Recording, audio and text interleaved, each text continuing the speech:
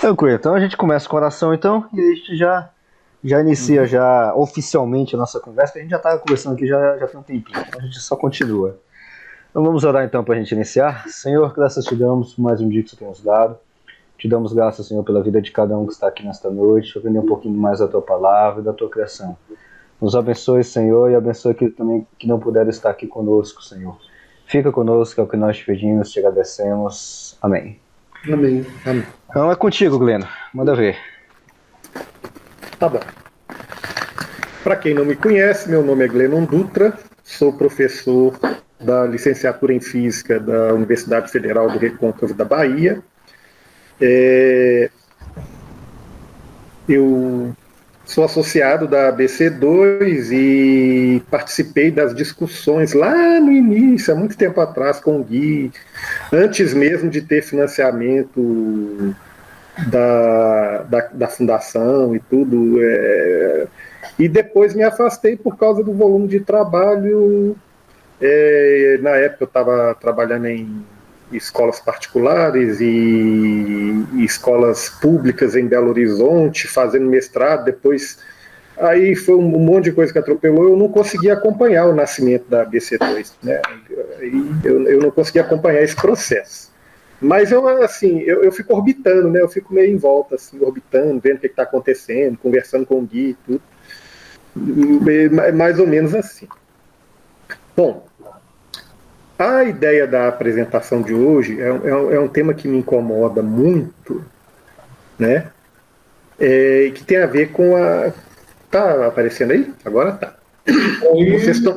Tá. Eu estou aproveitando uma apresentação que eu já fiz aqui na universidade, tá? Por isso que está em ciclo de seminários da física. Eu acrescentei algumas coisas, mas eu não mexi no título, tá? Mas é uma preocupação realmente que tem a ver com a natureza da ciência. A gente que trabalha com ensino de física, existe uma preocupação no ensino de não ensinar, de não trabalhar apenas o conteúdo da ciência em si, mas tentar trabalhar a natureza da ciência, o que é a ciência, como que é a construção do conhecimento científico. E eu acho que isso dialoga bastante com a fé cristã e com... Ela permite, quando você tem uma compreensão melhor da natureza da ciência, isso abre um espaço maior para o diálogo da ciência com a fé. E então vamos seguir aqui. Qual que é o nosso objetivo aqui? Nós vamos apresentar as principais características da visão popular de ciência, os problemas relacionados, e depois a gente vai fazer uma pequena introdução à filosofia da ciência. Tá? É uma pequena introdução mesmo. É um seminário curto, esse nosso. Não dá para a gente aprofundar muito nos temas.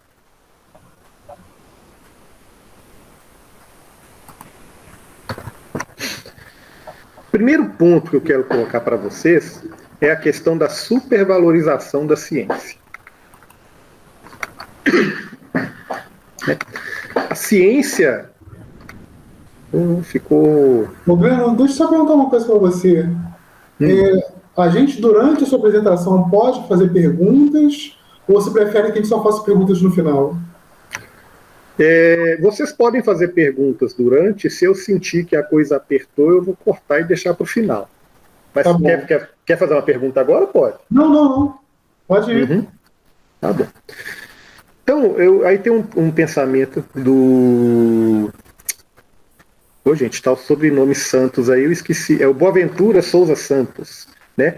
A ciência moderna possui o monopólio da distinção universal entre o verdadeiro e o falso, né? Um problema de formatação aí ficou um pouquinho fora, mas é isso. A ciência moderna possui o monopólio da distinção entre o verdadeiro e o falso. Aí ele entra com uma definição de uma coisa que ele chama de pensamento abissal. Existe um abismo entre o conhecimento científico e o conhecimento popular. É como se o conhecimento científico fosse algo bem superior né? E a gente então tem que desprezar esses conhecimentos populares e tal e aceitar o que é superior, né? Esse é o problema da supervalorização da ciência. Aí eu tenho 2 exemplos práticos para vocês, né? Um exemplo é uma história que eu ouvi quando eu estava dando um curso de formação de professores em Cruz das Almas, aqui no interior da Bahia. Eu estava trabalhando com várias professoras e algumas delas davam aula numa escola agrotécnica.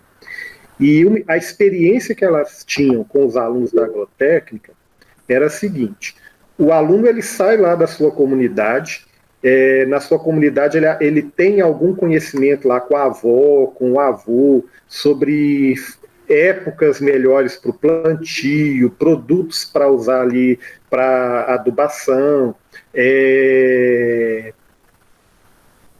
algumas plantas medicinais e tudo. Aí ele vai para a escola agrotécnica.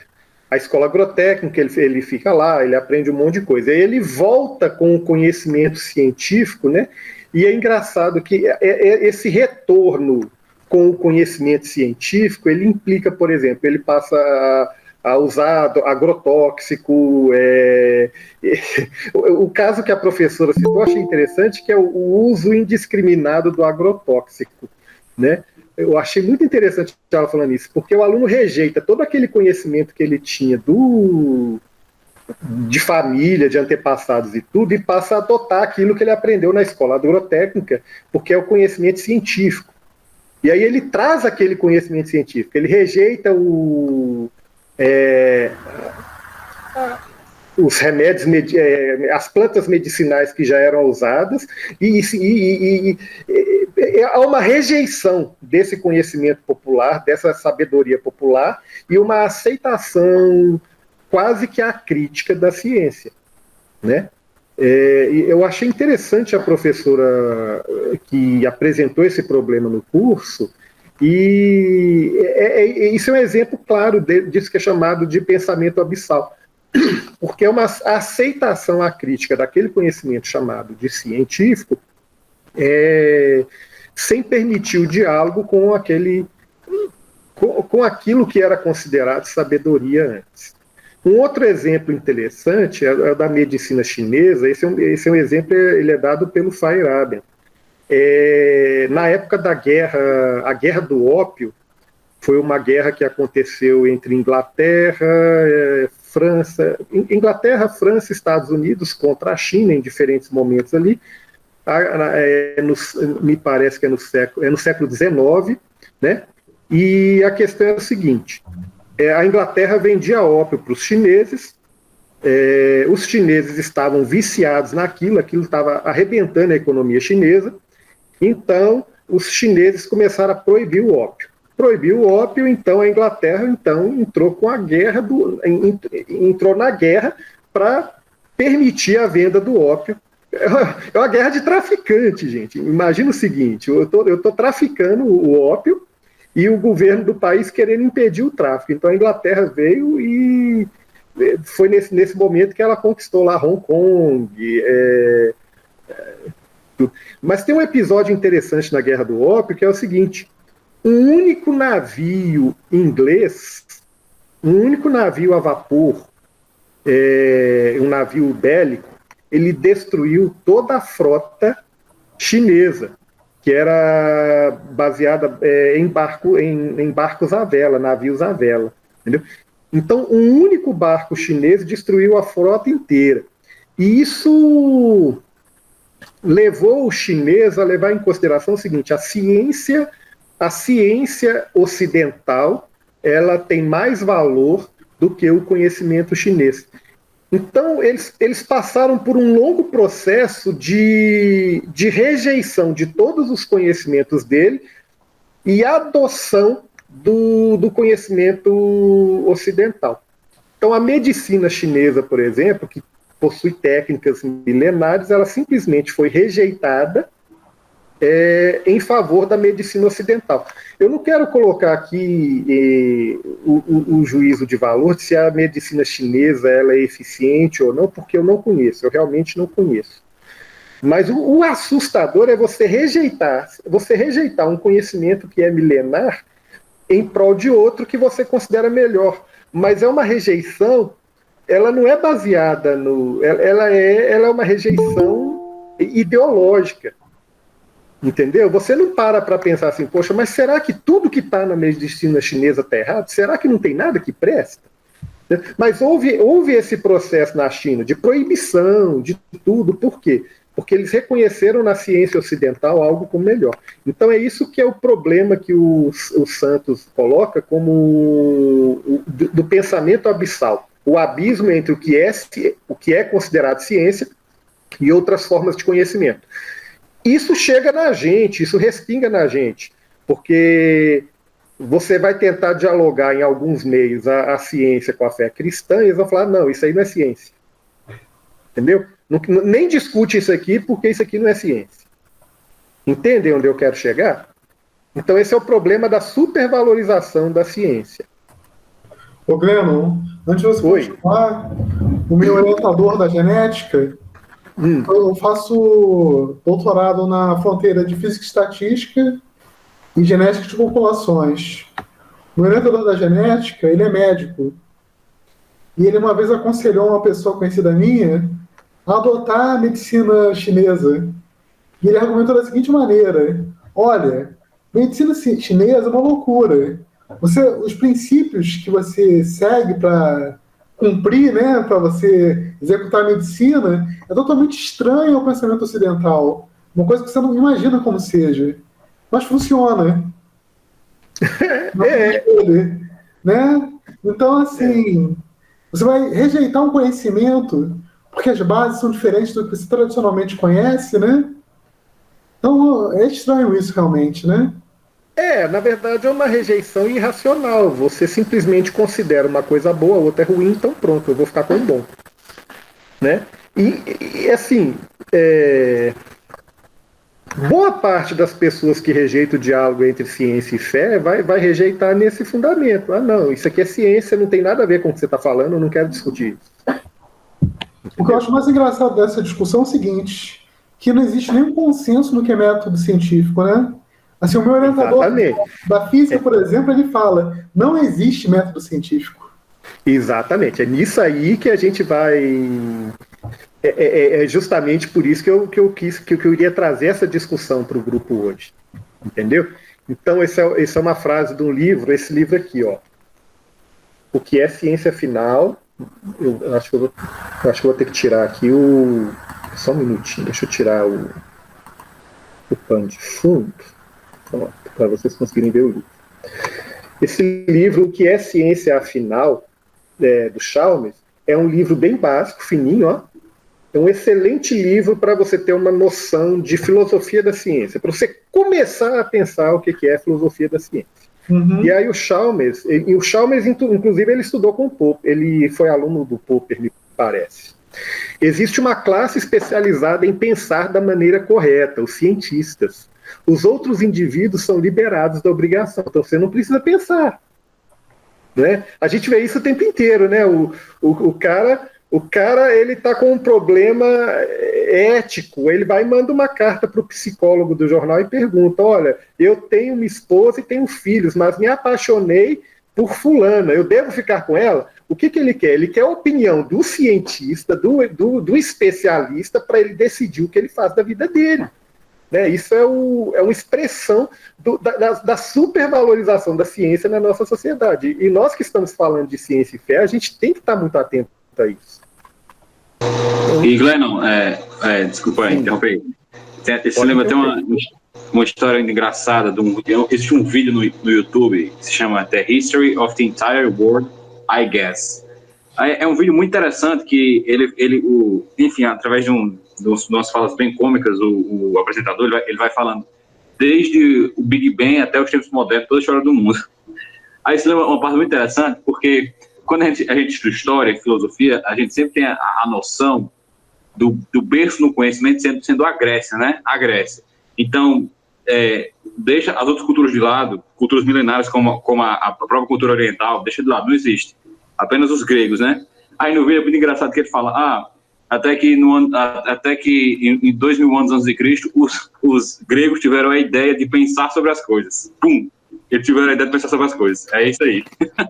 É isso Isso aí. é também engraçado. Exatamente. Vamos lá. Então, por que a ciência é supervalorizada? Essa é uma pergunta importante. É lógico, ela é supervalorizada porque ela fez sucesso. Tem um livrinho do Carl Sagan, né? O Mundo Assombrado pelos Demônios. A parte de filosofia da ciência dele é péssima, mas ele tem umas coisas interessantes, porque ele vai apresentar essa ideia de sucesso da ciência e os argumentos dele são bons. Ele conta a história dele estar sentado numa mesa num jantar, ele pergunta a idade das pessoas e ele chega à conclusão que se ele estivesse no século XVII, 80% da mesa já estaria morta, porque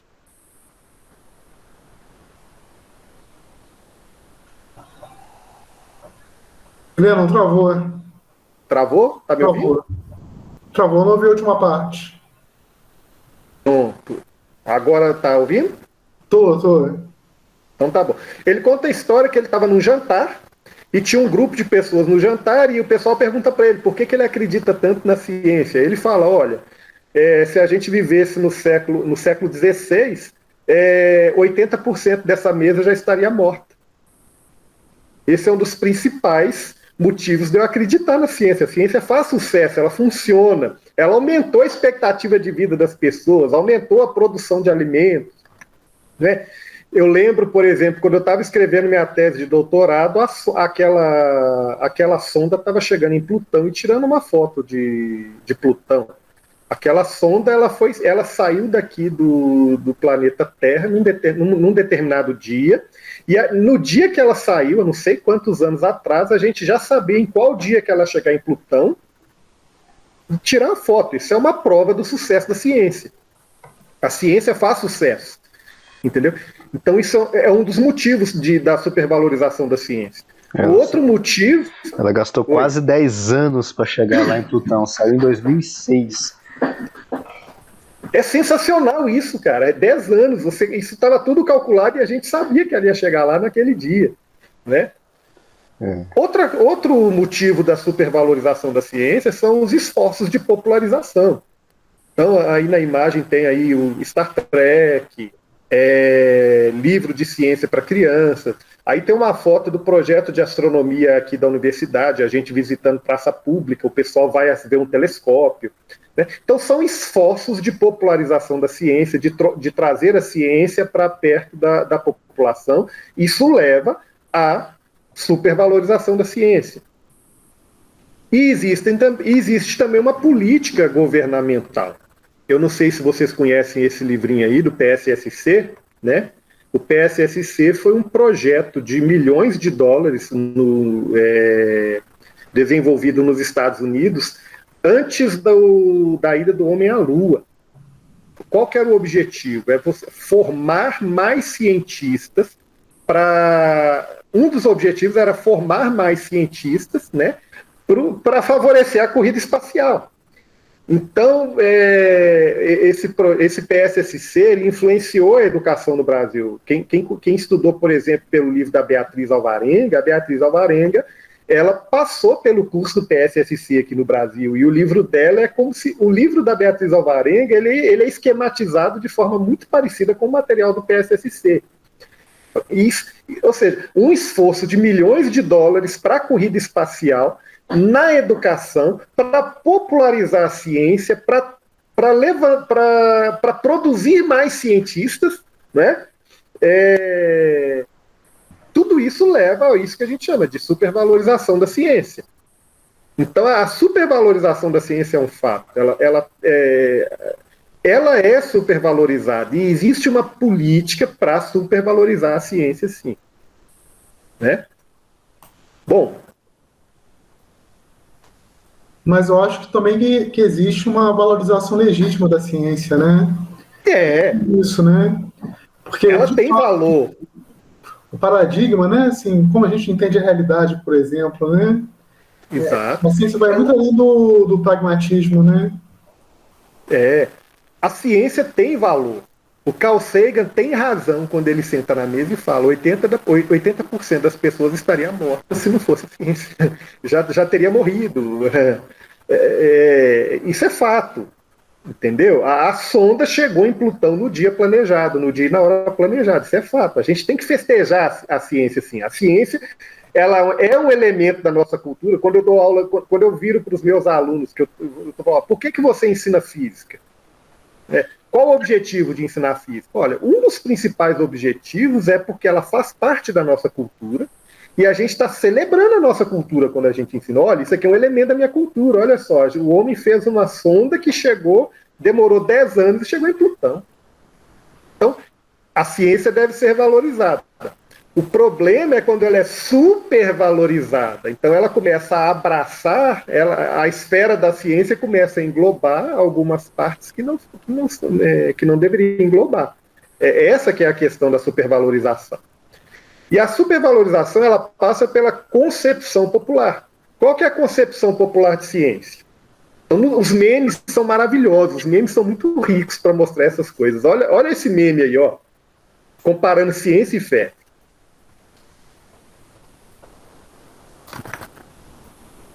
Vamos por partes aqui, ó. A ciência. Então, primeira coisa, tenha uma ideia e faça um experimento.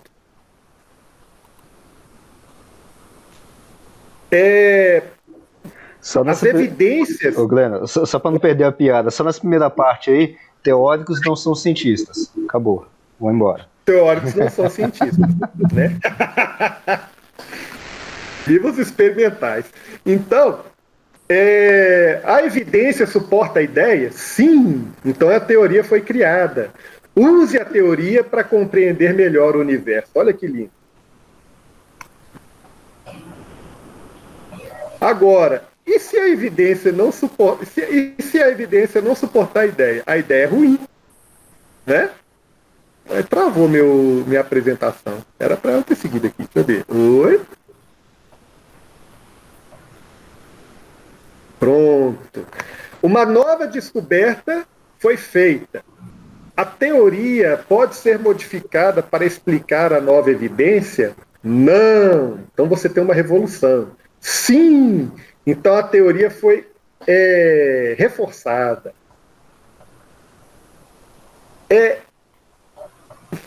No entanto, como é que é a fé?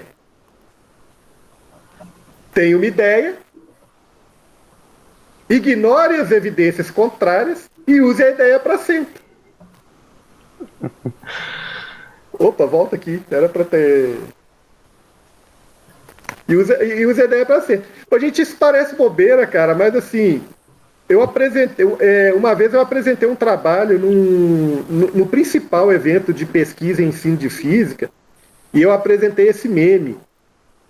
Aí uma pessoa, vários pesquisadores de ensino de física no meio, uma pessoa levantou a mão e perguntou o que estava errado nesse... o que estava errado nisso aí? E assim, sabe quando você está no evento e você não espera uma pergunta dessa, porque é uma pergunta que você considera absurda de alguém fazer num evento de pesquisa? Aí eu fiquei assim, quem me socorreu foi o... Não, quem me socorreu foi o professor que estava coordenando a apresentação. Ele me surpreendeu, eu falei, não é possível que eu estou ouvindo isso aqui. Mas é verdade, cara, a maioria das pessoas pensa que a ciência é feita dessa forma, entendeu? Provavelmente você que está me ouvindo aqui já trabalha com ciência há muito tempo e acha que a ciência é feita dessa forma, faz um experimento, não confirmou, então a teoria é rejeitada, acha que é tudo desse jeito, entendeu? Mas será que é desse jeito mesmo? E será que fé é desse jeito? Eu nem vou entrar nesse seminário com a questão da fé, porque a fé também não é desse jeito, né? Pode trabalhar com teoria de cordas. Teoria de cordas é fé. Pronto. Fechou. Pronto. Não dá para passar essa, velho. Aí entra assim, os mitos a respeito da ciência. A ciência explica tudo. Essa é uma reportagem da Veja de 2016. Não é mais possível dizer que não sabíamos.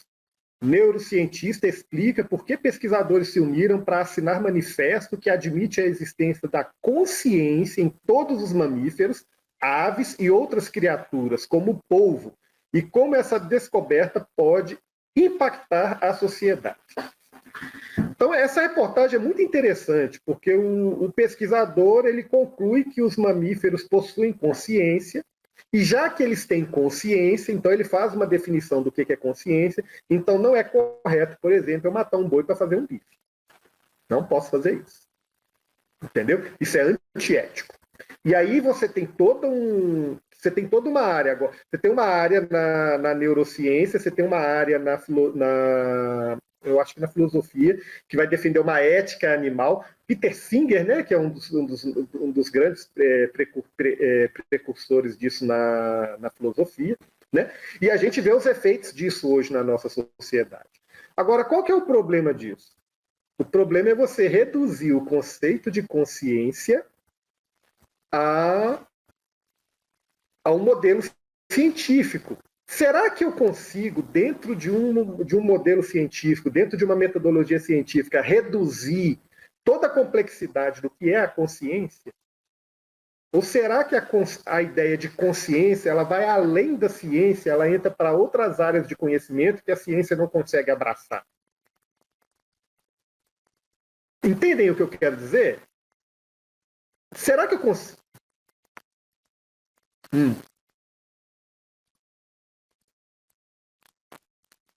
Mas entre você falar de sinais de que existem consciência e definir a consciência, você tem um salto.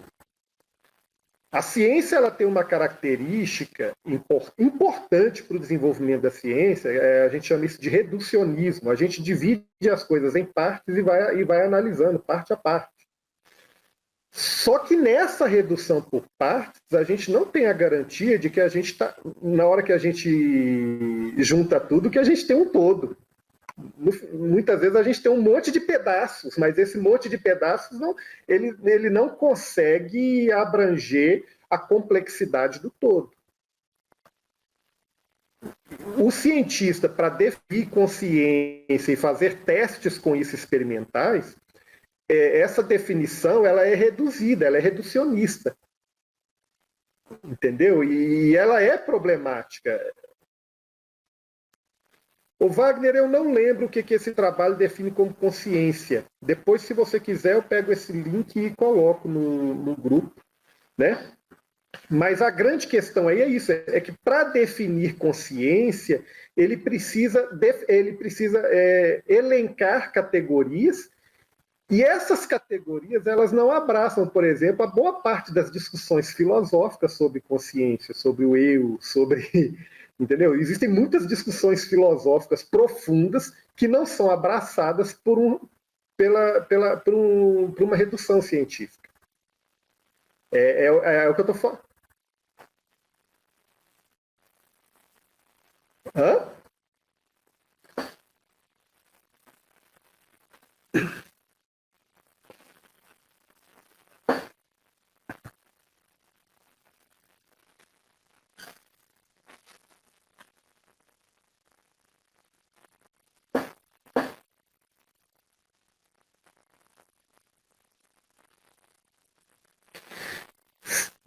Mas mesmo essa definição de consciência, por exemplo, você não pode.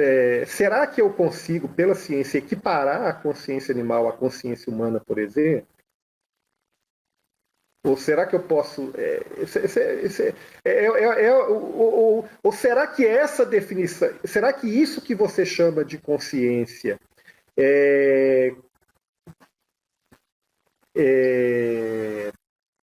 não está reduzido a alguns pressupostos seus e que quando você vai na filosofia é muito mais complexo do que você pensava? Você já houve alguma situação que você pensava que sabia um conceito e de repente você lê um filósofo e descobriu que você não sabe nada desse conceito? É isso que eu estou querendo dizer. Que muitas vezes a gente pensa que... Exato, o Wagner está falando, talvez o problema resida na definição. O problema é que o cientista, para delimitar, o cientista ele precisa delimitar o problema. Na delimitação do problema, ele tem que restringir o conceito para ele testar aquilo. E nessa restrição, aí que a gente fala, é isso que a gente vai falar, vai chegar no reducionismo científico. Essa restrição do conceito ela é problemática. ela vai reduzir a complexidade daquilo que você está trabalhando.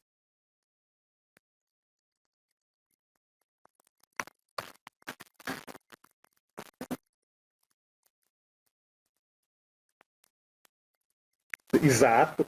E aí o pessoal usa os mesmos parâmetros, por exemplo, para defender o aborto.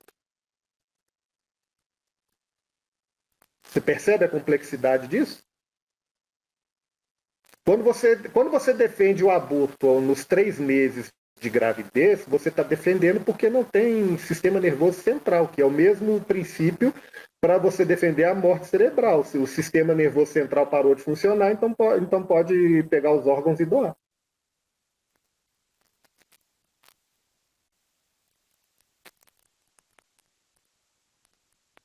Exato. Exato.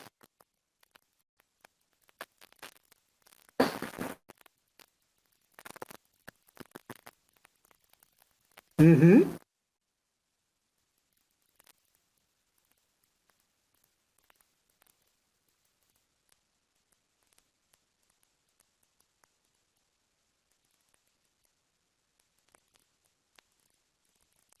Exatamente.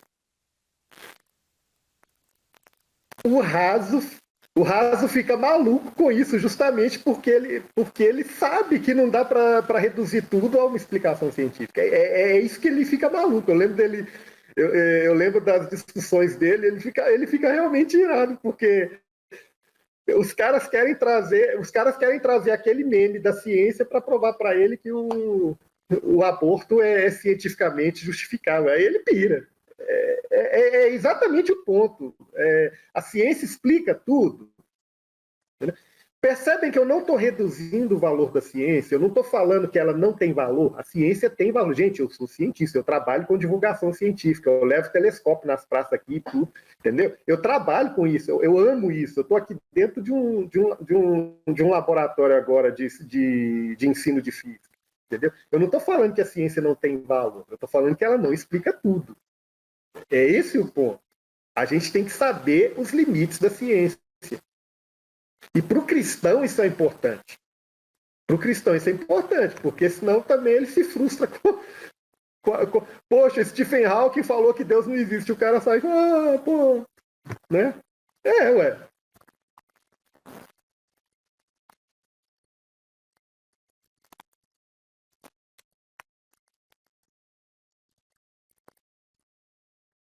Não, não discordo. Não discordo.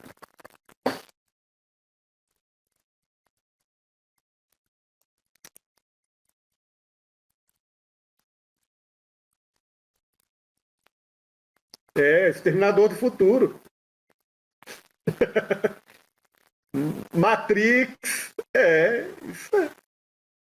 São discussões válidas, mas aí vem a definição. O que é consciência? Será que a ciência consegue abraçar a complexidade do conceito de ciência?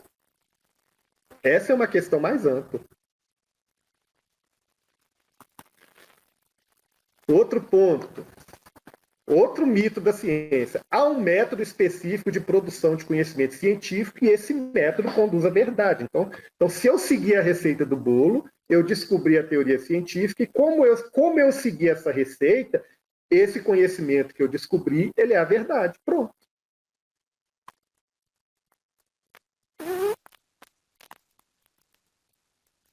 Porque o método é verdadeiro. Eu segui o método.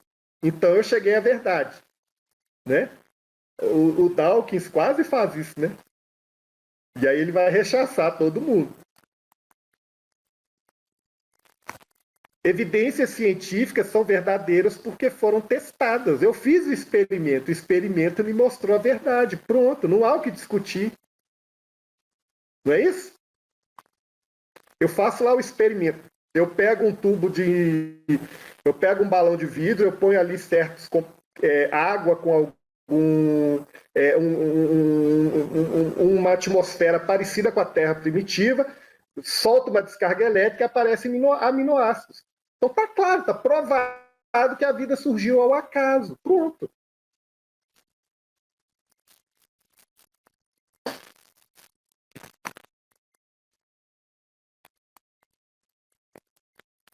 Teorias científicas se consolidam, são remodeladas ou são abandonadas à luz de novas evidências científicas. Isso aí, eu lembro do Dawkins, o Dawkins fala isso desse jeito: eu sou um cientista, o cientista pensa da seguinte forma, ele tem uma teoria, mas o cientista ele não fica preso à teoria. Se aparece uma evidência contrária, ele abandona a teoria e vai para fazer outra teoria. Já viram? O Dawkins fala isso direto, né? E aí ele vai falar, o religioso não faz isso, o religioso se apega ao dogma, não é isso? Então isso é um mito também a respeito da ciência. Esse mito é famoso, os cientistas são seres excêntricos que estão fora da realidade, eles não estão dentro do contexto histórico, eles não estão dentro... Hã? Esse filme aí, Professor Aloprado. Então, mas essa ideia de cientista excêntrico é que ele está fora da sociedade, ele está fora da realidade. De certa forma, isso vai levar a um outro mito, que é o mito da neutralidade, a ciência é neutra.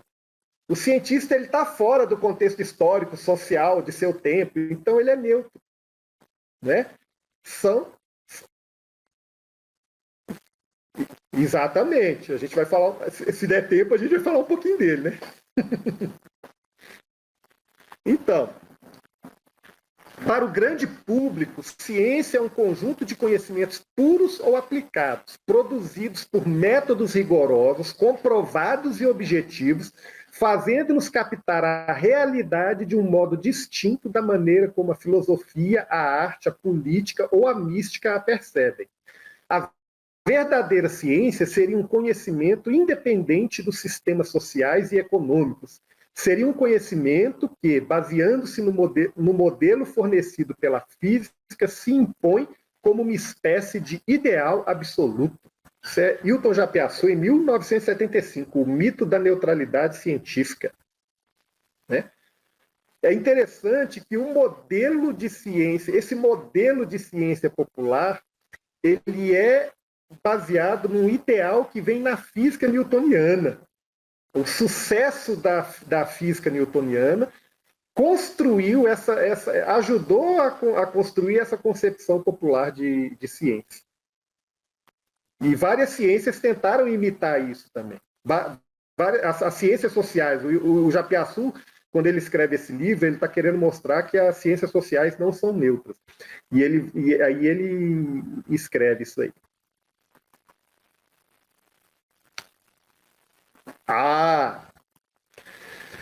Aí entra, ó. Então, os critérios de demarcação. Já que a ciência é um conhecimento verdadeiro, eu vou ter um critério para demarcar o que é ciência e o que não é ciência. Aí eu posso, a partir do momento que eu defino o que é ciência, o que não é ciência eu jogo fora, porque não é o conhecimento válido. Exatamente. Aí entra o positivismo.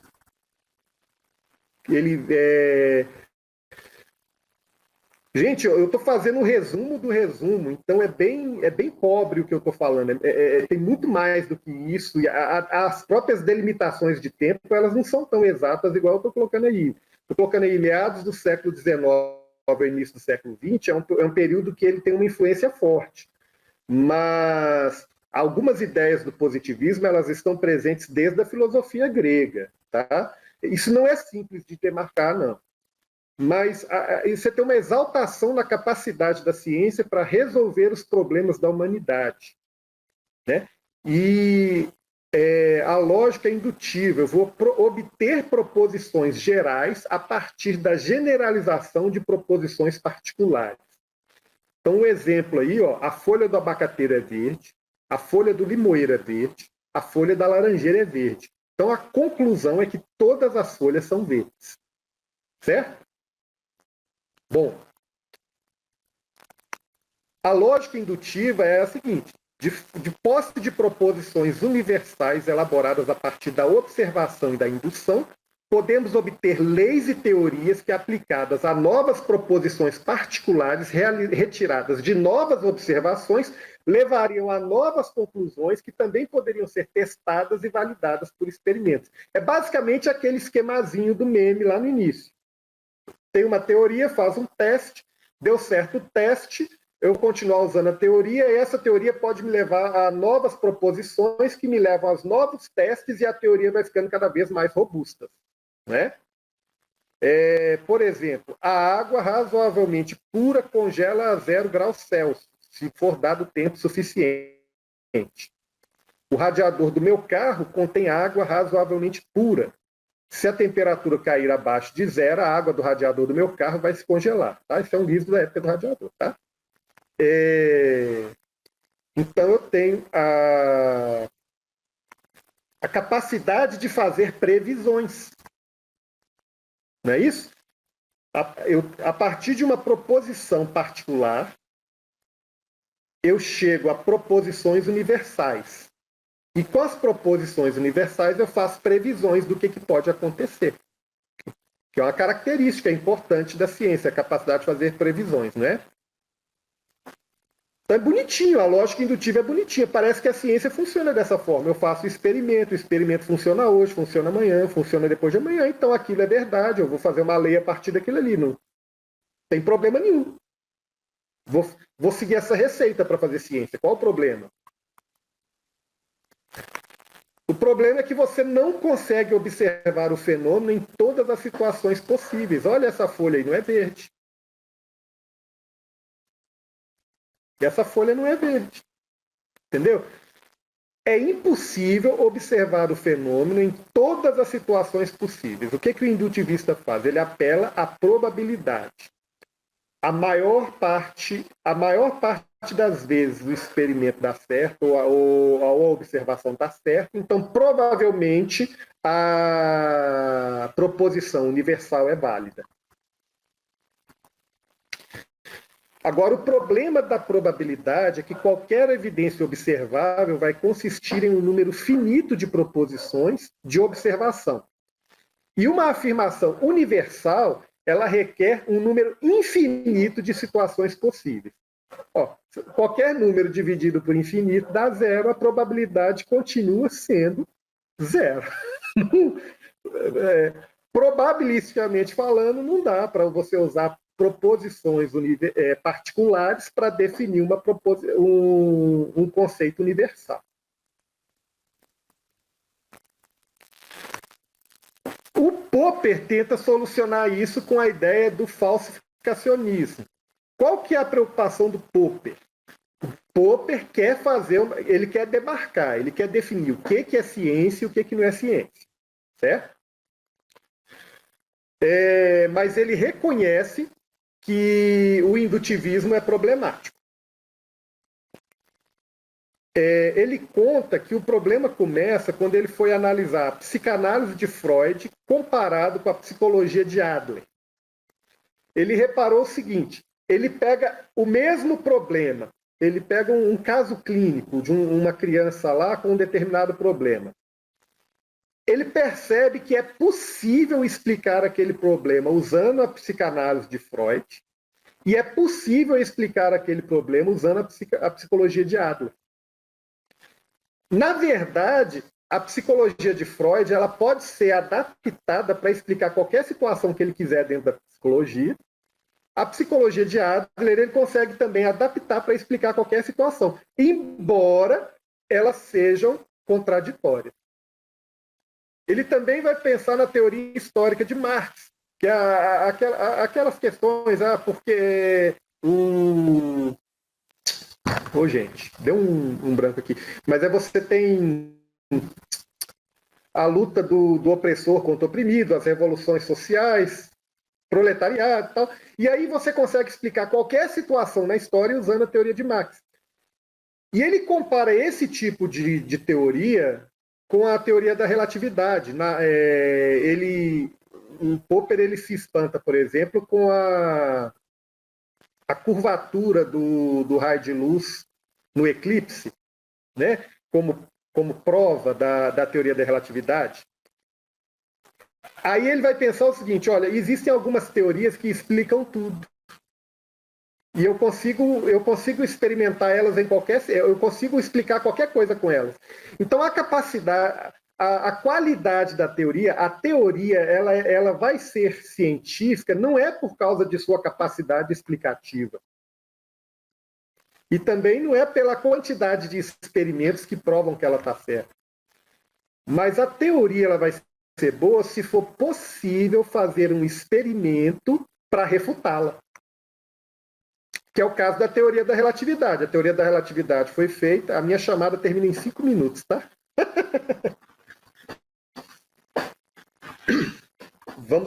Vamos passar para o outro link.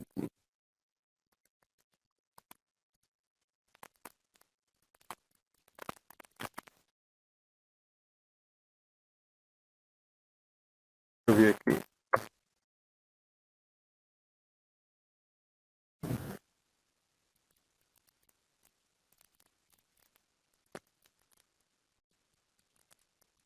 Ok.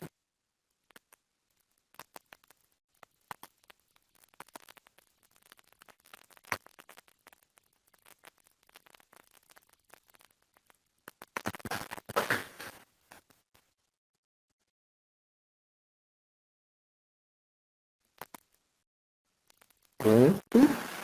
Como que eu apresento? Olha, a mesma coisa.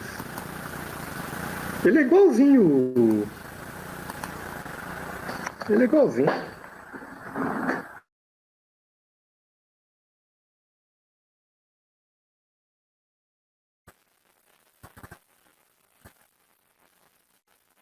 O pessoal entrou? Não, só entrou nós dois.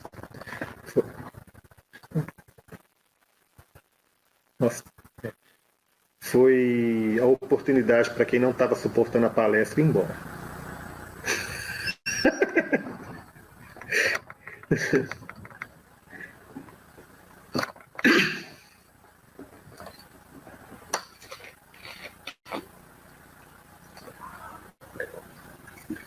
Na hora que você achar que pode continuar, você me fala.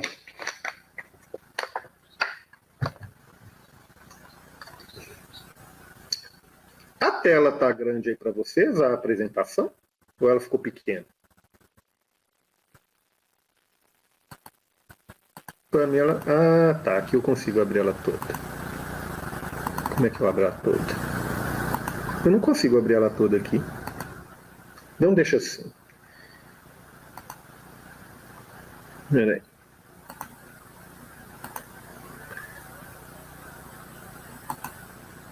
Agora foi. Pronto. Então, o Karl Popper, ele verifica na teoria da relatividade que ela é uma teoria bem construída, ela explica muitas situações, mas é possível refutá-la. E aí o Einstein propõe uma situação que pode refutá-la, que é no dia de um eclipse, verificar a posição de uma estrela e verificar se a luz dessa estrela foi desviada pela massa do Sol. Então, a possibilidade de refutação ela é mais importante para a definição, para a demarcação do conhecimento científico do que a capacidade explicativa da teoria. É essa a questão que o Einstein coloca. É por isso que o pessoal brinca com a teoria das cordas, né?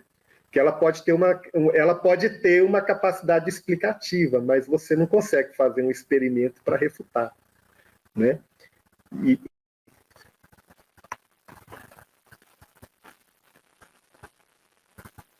Uhum.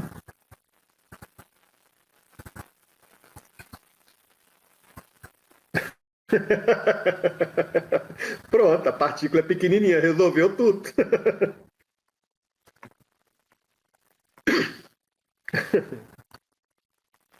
Bom, a demarcação por falsificacionismo, então, eu mexi lá no meme, é assim, ó, pegue uma ideia, crie uma teoria, existe um experimento que possa refutar a teoria? Sim. Espere até o experimento puder ser feito. O experimento foi feito? Sim. O resultado do experimento confirma a ideia? Sim. Então a teoria está confirmada. Mas a teoria é boa por quê? Porque existe a possibilidade dela ser refutada. É isso que dá o status de ciência a uma teoria de acordo com o Popper. O problema é o seguinte, se a gente adotar isso, a gente vai na história da ciência, pega o modelo de Copérnico. Se a gente usar o falsificacionismo de Popper para o modelo de Copérnico, será que ele sobrevive? Aí a gente vê o seguinte, olha, o modelo de Copérnico ele propõe que o Sol ele está perto do centro do universo, a Terra, junto com os outros planetas, gira em torno do Sol. A Terra ela vai ter dois tipos de movimento, então, dois tipos de movimento básico, a rotação e a translação. Bom, existe algum experimento que possa refutar isso? Vamos imaginar na época que o modelo de Copérnico foi feito. Como que eu provo que a Terra possui um movimento de rotação? A física adotada na época era a física aristotélica. A física aristotélica ela diz o seguinte: se eu jogar uma pedra para cima, a pedra cai na minha mão se eu estiver parado. Mas se eu estiver em movimento, eu não tenho nada para manter o movimento da pedra, a pedra vai ficar para trás. Certo?